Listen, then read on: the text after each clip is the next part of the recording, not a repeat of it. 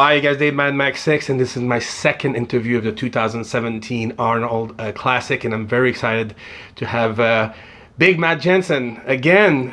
This is our second interview since the USA Matt, and the first interview was great. I'm so glad you allowed me to do this again. Thanks for coming in, man. Thank you. I've been looking forward to this. I know we've been talking a lot, so I'm excited to be here, and thank you for giving me the opportunity. Yeah, man, it's awesome. So listen, I want to pick right up why we're here. You have a girl in the show, Swann DeLarosa, which is John DeLarosa's beautiful wife, and she's competing tomorrow. Is it tomorrow? Yes, yep, tomorrow. Okay. She'll be on it in the morning, and then finals are tomorrow night. Wow, how excited are you about Swan? I'm very excited. We started working together for the Olympia about 10 weeks out of the Olympia, and that prep for her. I mean, that prep was kind of a textbook prep. Like everything that I did seemed to work very well.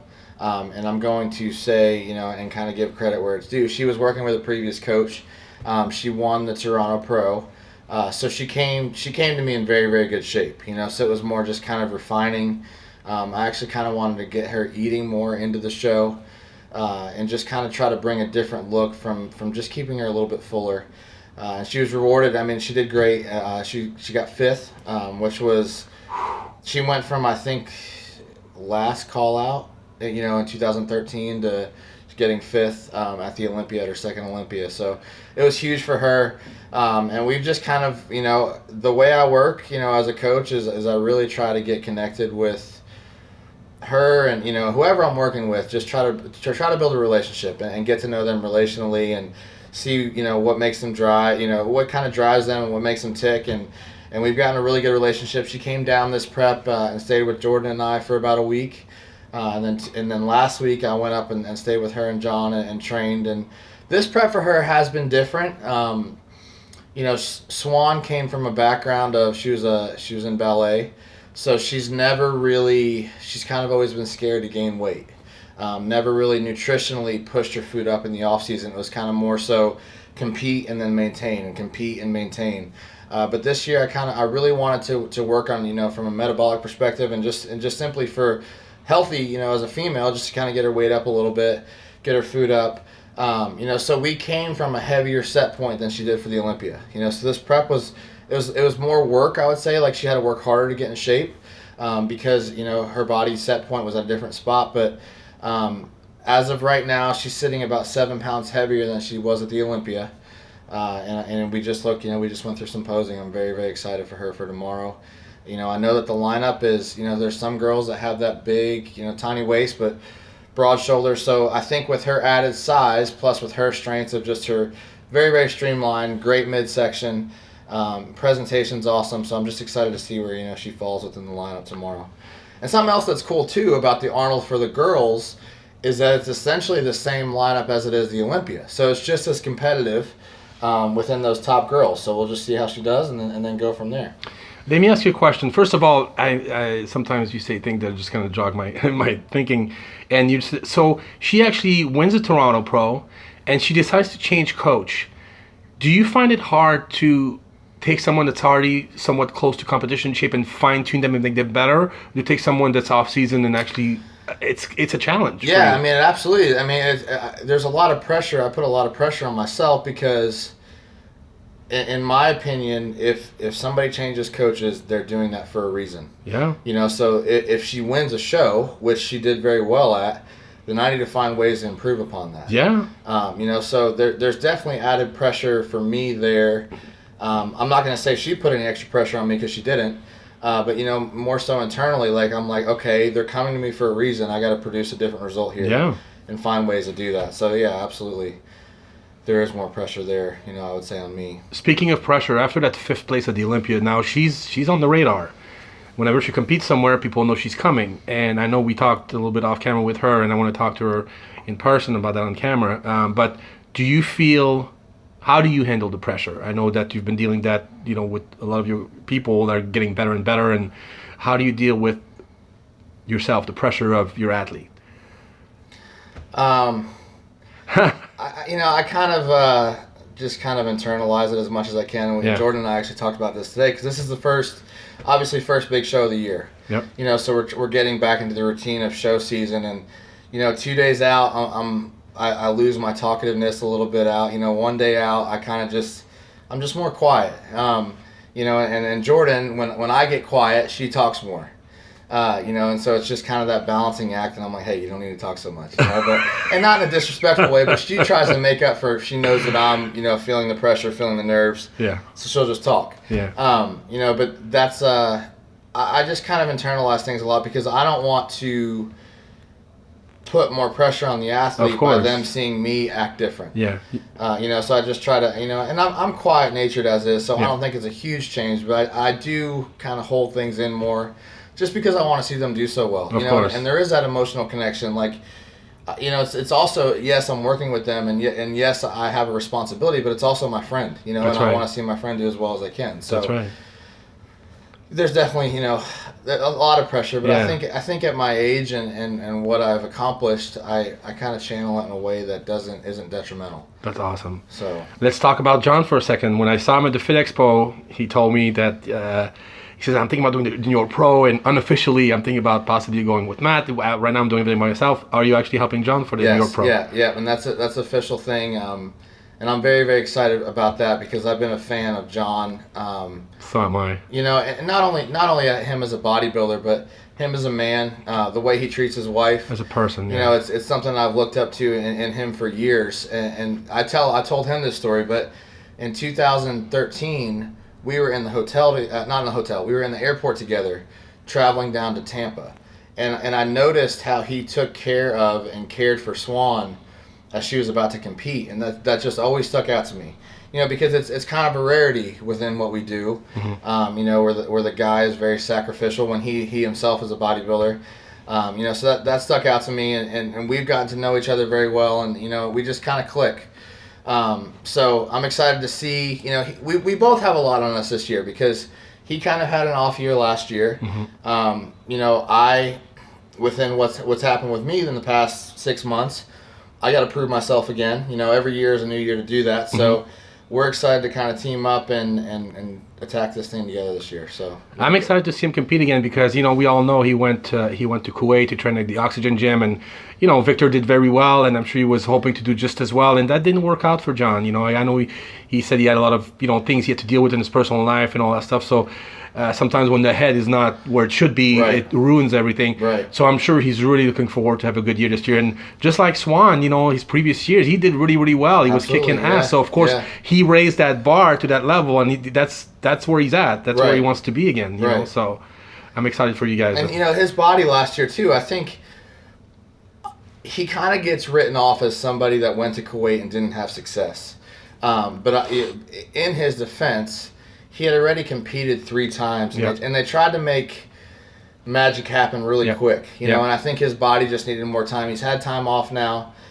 He's fresh. He's ready to go. So we're excited. Yeah, that's awesome. Yeah, New York, it's his hometown. So it's great for him to go back over and something else too, I noticed firsthand when I was up there this past week. Those guys, they truly love bodybuilding. They truly love to support each other. Like, we were in the gym with Juan on Saturday for his last leg workout, and the guys just came simply to support him. We weren't all even working out together, but just taking plates off for him, just kind of pat on the back, we're here for you. It was cool because the camaraderie that they have in Bev's, in that gym, I haven't really seen that elsewhere. It's a brotherhood. So far. Yeah, absolutely. Yeah. That's awesome. Very cool. Okay. So I was going to ask you, when you're getting really up there as far as prep coach, and I'm sure a lot of people go to you now. How do you decide who you're gonna help? And I mean, you have a limited amount of time. There's only so many athletes you can do, especially when there's a big show like the Arnold Olympia. What is your criteria to actually decide who you're going to work with? Do you need a connection? Do you need to feel a connection? How do you do it? With pros, I love the sport. So I think I'm pretty familiar with how people conduct themselves. I don't ever want to be associated with an athlete whose social media presence, for lack of a better word, either embarrasses me or I don't agree with, I don't get along with. So, that's part of who I am as a coach. I want to make sure that we connect there. And then when it comes to top level athletes that are either going into the Arnold or going into the Olympia, I don't ever want to be that guy that's bringing a roster of 10 guys into one of those shows because I know how I work. I know how, even last year I had 6 in the Olympia. 8. Yeah, 8. I remember because you said at the USA I got 8 people if you're counting them at the Olympia. Total. So, okay, let's just go through that so that we're not saying it wrong. I had Jamie, I had Kira, I had Swan, I had Sean, Michaela, and Dallas. So 6. Okay, That okay. was 6. Okay. So and we counted it out, I basically slept about 16 hours in 7 days. And I wasn't partying at all. So, with that being said, who I bring into those shows really means a lot to me, and the time that I'm able to give those people really means a lot to me. So, if it comes to having guys in the open class, I don't ever want to saturate myself where if they need me, I can't be there.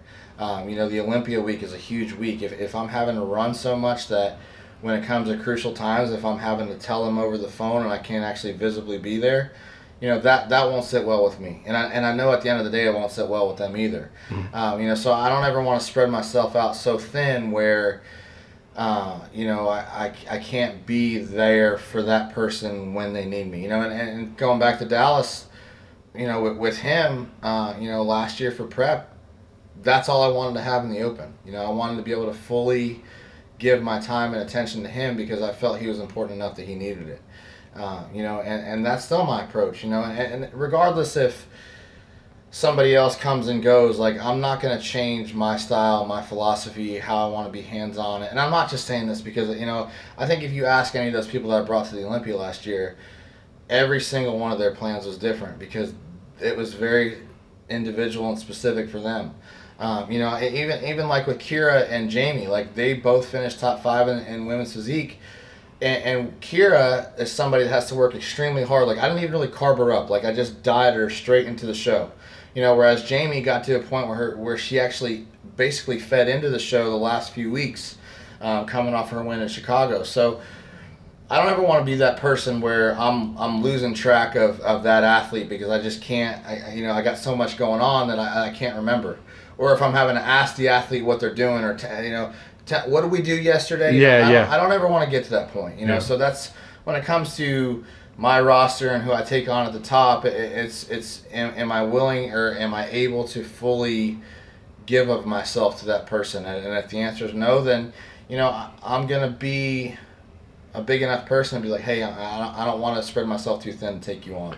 Well, I'll give you a what ifs also because that's a very good point you brought up. But let's say that you are coaching a few people for a while and they rise to the top. They rise to the up all the way up to the top 2, such as Gunter and Ronnie back in 2002 Olympia and the GNC, where Ronnie won the Olympia and then a week later, right, Gunter wins the GNC, and they were both coached by Chad, or Phil and Jay in 2011. Where Jay's the reigning champ, Phil got second, and now we're flip-flopping. So it does create some sort of conflict of interest, I would think. Right. I mean, if you're the athlete, how else do you want to meet? It's hard. Yeah. That's a little bit different because if you're within the development of 2 people, that say start out and they're not even winning tier 3 shows, and you bring them all the way up. I think there's going to be somewhat of a trust factor there, or at least I would hope there'd be, because that's a several year process. Mm-hmm. But say if next year, just hypothetically speaking, if Phil and Sean wanted to both work with me, mm-hmm.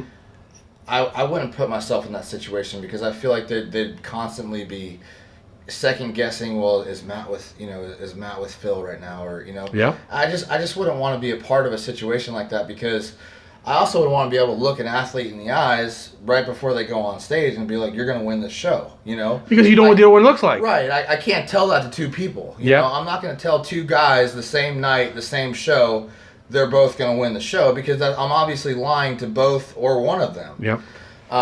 So again, I guess it just comes down to how I like to approach things. But Yeah. I don't know. Like, that just doesn't sit right with me, telling 2 guys are going to win the show when they're competing against 2 Those are guys. good questions and good hypothetical. I think. So. Yeah. Okay. Very cool. All right. Thanks, man. Yep. So one last subject I want to talk about, and this is something that is the talk of the weekend, obviously, and I want to talk a little bit about Dallas McCarver, and you guys had a great run. I mean, Dallas has done phenomenal with your help. You guys are brothers, living together and just always together. And then he shocks the bodybuilding world by saying, for personal, not for personal reason, but for professional reason, I want to try something new. Didn't really give a reason per se. I'm going to hire Chad Nichols, and Matt and I are still good friends, but I'm going to switch coach. So of course everybody's like, what the hell is going on? You guys were doing so good. He keeps winning shows after winning shows. He keeps improving all the time, as young as he is. And I know you and I, spoke via text a little bit of time. And are you? How did that settle with you after a few months? It was tough. It was definitely tough.